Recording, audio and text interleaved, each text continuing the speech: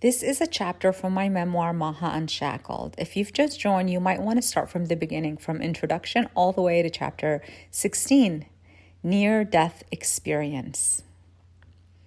It was a normal Wednesday, and I was excited because I had just made it in time for the 4:30 afternoon Power Yoga class at Santa Monica Power Yoga with my favorite instructor, Travis Elliott. I ran into Dan, which wasn't a surprise. He usually went to that class. Because of his East Coast schedule, his day ended early when the stock market closed.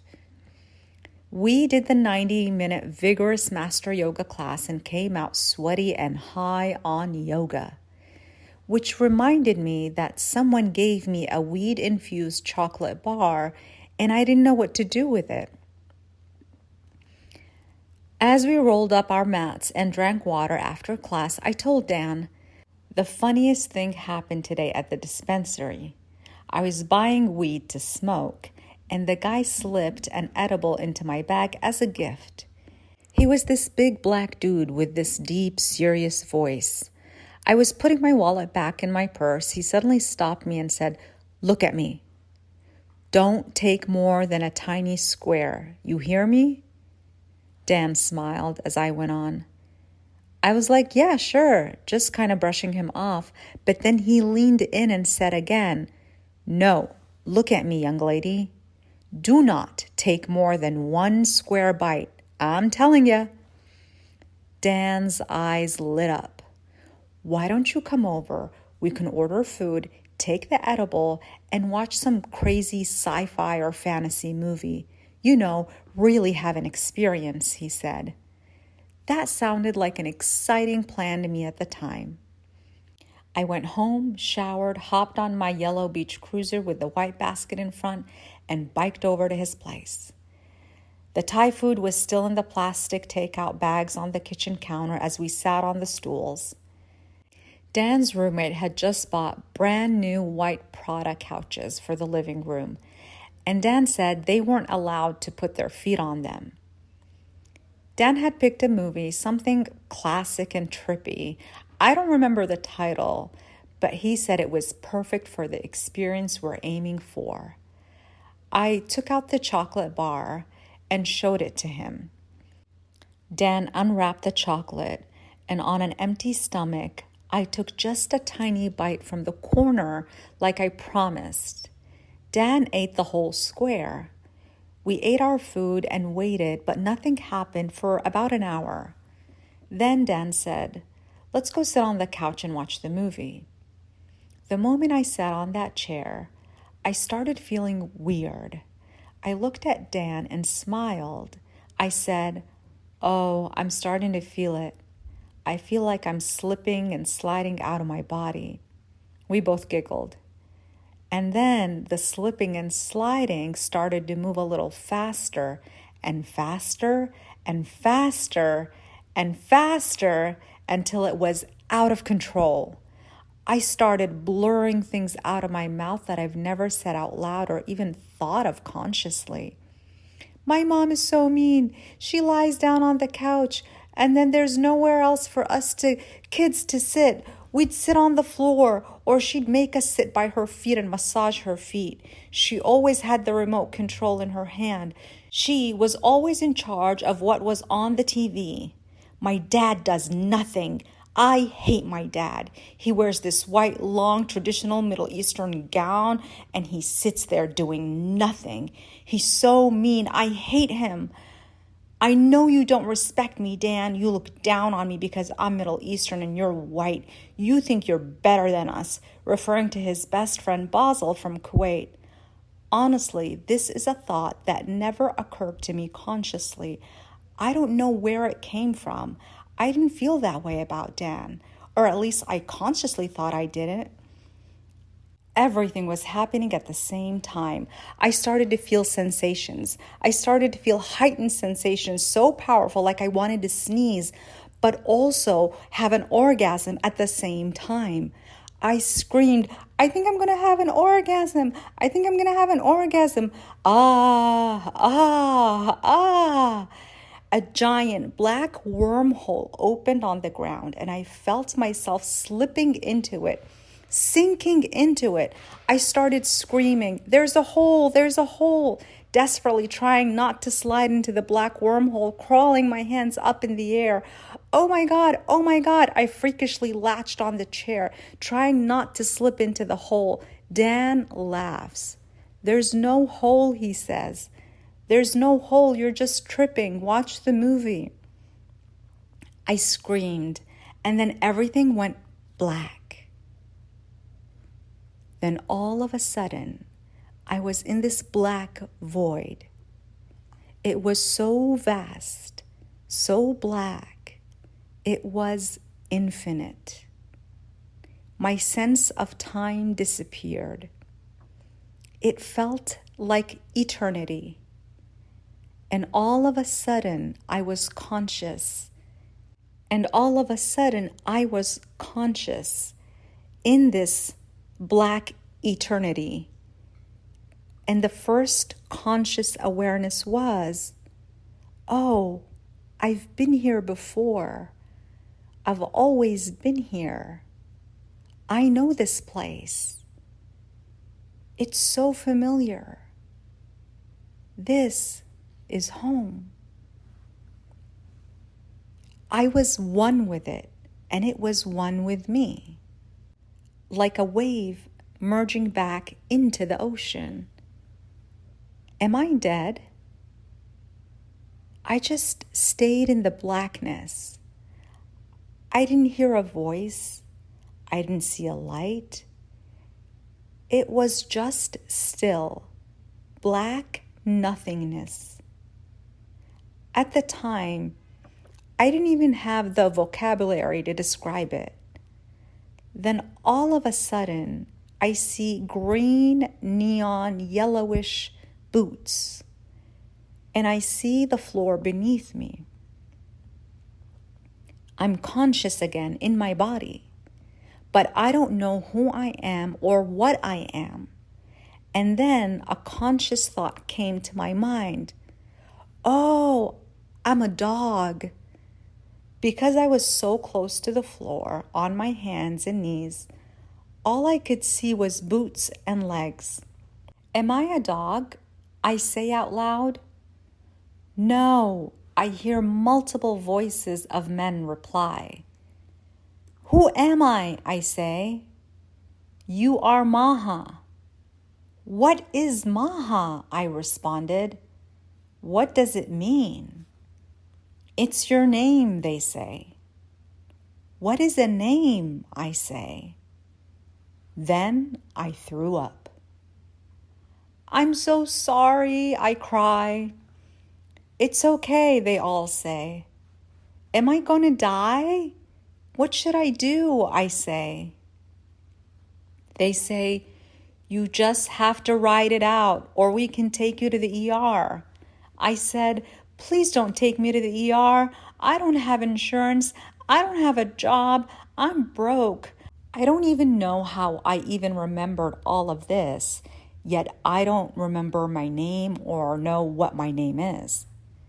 Dan puts a warm hand on my shoulder and says, It's okay, Maha, don't worry. I won't let them take you to the ER. I glance at him and I say, Who are you? He says, I am Dan. I say, What does Dan mean? He says, It's my name. I said, What does name mean? What does Dan mean? What does it all mean? And then I say, Oh my God, I think I'm going to poop. And then I black out again. In and out of consciousness, I came out and I hear the firefighters in neon boots say, We can help you carry her to the bed. Just keep monitoring her and keep her on her stomach in case she throws up so she doesn't choke. I glance again and look. Then I ask Dan again, Who are you? He says, I am Dan. Then I smile and I say, You are Dan and I am Maha. He says, yes, yes, so excited. He says, we are friends. I say, what is friends? What does friends mean? And then I start saying fragmented words.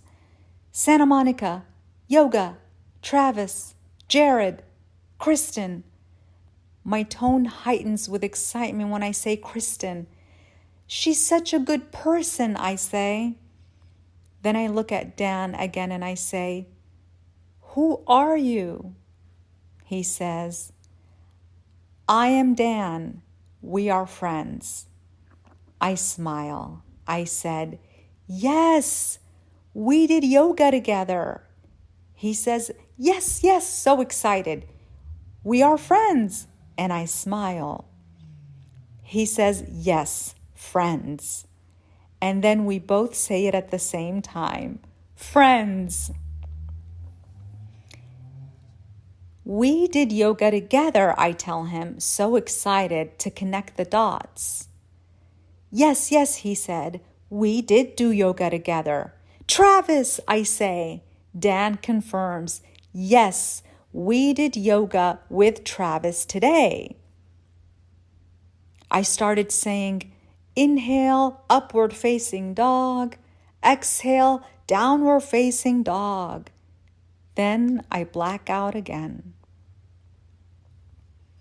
After what felt like less than a second had passed, but had actually been hours since the firefighters left, I blink my eyes open and realize I am in Dan's bed, alone.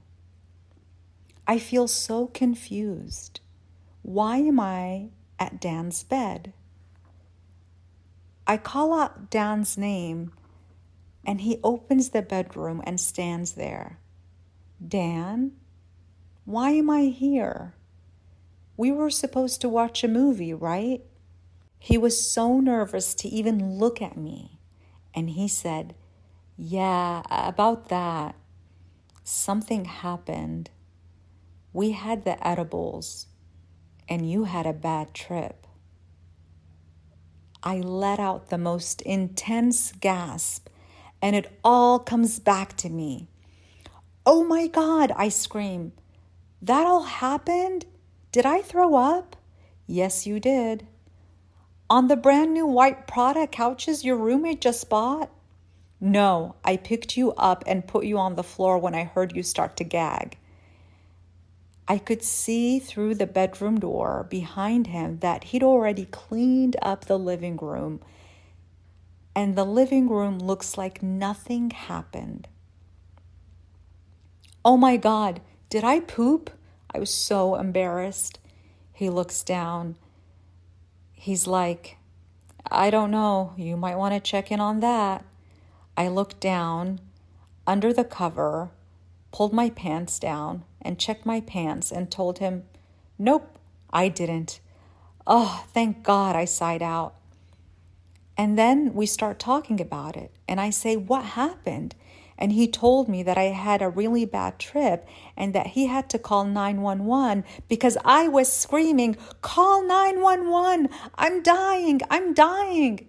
He was so paranoid that he ran in his flip-flops to hide the weed in the bushes outside of his apartment building as he heard the sirens approaching the apartment. Then came running back.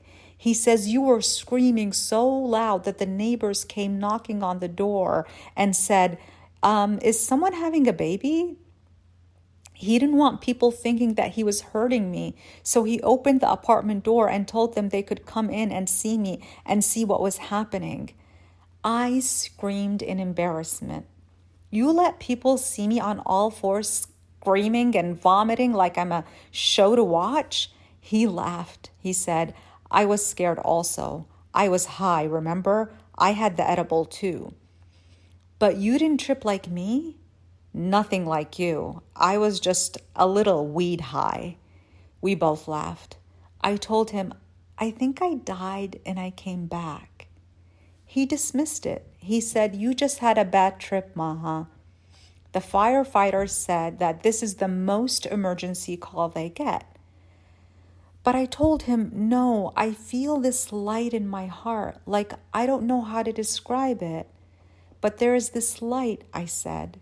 It's shining straight from my heart. As I tapped my chest and then pointed upward with my fingers all the way up to the sky. I still remember that feeling so clearly, like a holographic beam of light stretching from my chest all the way up to the sky, as if I were connected to something far beyond myself. I felt confused and afraid, yet there was a peacefulness inside of me and a smile on my face that wouldn't go away. I told him I feel a little scared and that I feel extremely tired and I can't even lift my arm. He kindly said, "You can sleep here in my bed and I'll sleep in the living room." I thanked him and told him that I was scared and asked him if he could sleep next to me and we could snuggle. He said, "I don't think that's a good idea, Maha." I said, "Dan, first of all, thank you for being such a gentleman, but I'm not hitting on you. I know we're friends. I just feel scared and I just want somebody to hold me." So he laid next to me and he held me and comforted me. We both fell asleep instantly. The moment I blinked my eyes the next morning and Dan felt my movement, he said, "My name is Dan and we are friends." We both laughed so hard, and I said, "I remember what happened. I still feel the light in my chest." I pounded my heart and pointed up to the sky. From my heart all the way up to the sky. I really think that I died and came back, Dan. I feel different. I got up slowly, and we both walked outside. I found my beach cruiser still locked against the parking meter in front of Dan's apartment building. But I was too weak to bike. So I walked my bike and we both slowly walked towards the beach, which was half a block from his apartment. And there we were at the Palisades Park by the bluffs, the sun shining and the ocean waves crashing. I looked at Dan and said, "Wow, I'm alive. I'm alive. It's a new day. Look at all this life around us." And he said, yes, you're alive," almost patronizing me. And then we parted ways. He went towards the beach and I walked back home. I didn't know that this was a near-death experience. Every time Dan and I hung out after that incident, he would always laugh and say to me, "Who is Maha? What does it mean?" Looking back, I realized that what had happened that night wasn't just a bad trip. It was something else, something that stayed with me. It may have been brought on by an edible, but what I experienced went far beyond the physical. It felt like a profound shift in consciousness. Yes, I hadn't eaten and had just done a long yoga class, and I had no idea how strong the THC in that chocolate really was. But even knowing that, this wasn't just a bad trip. It felt like a spiritual experience, a near-death moment. I can never forget that feeling at home. That experience cracked something open in me, and even now, I still feel that light. I still remember the blackness. I still hear that question, who am I? But now, I know the deeper meaning and answer to that question. That was the first mystical experience that I've ever had in my life, but not the last. This was an excerpt from my upcoming memoir. Stay tuned for more. P.S. My memoir is complete and has been sitting on my laptop for months now. So if you know a publisher or can slip it into Oprah or Reese Witherspoon's book club, I'll owe you free yoga classes for life. Please subscribe for free to receive the next chapter.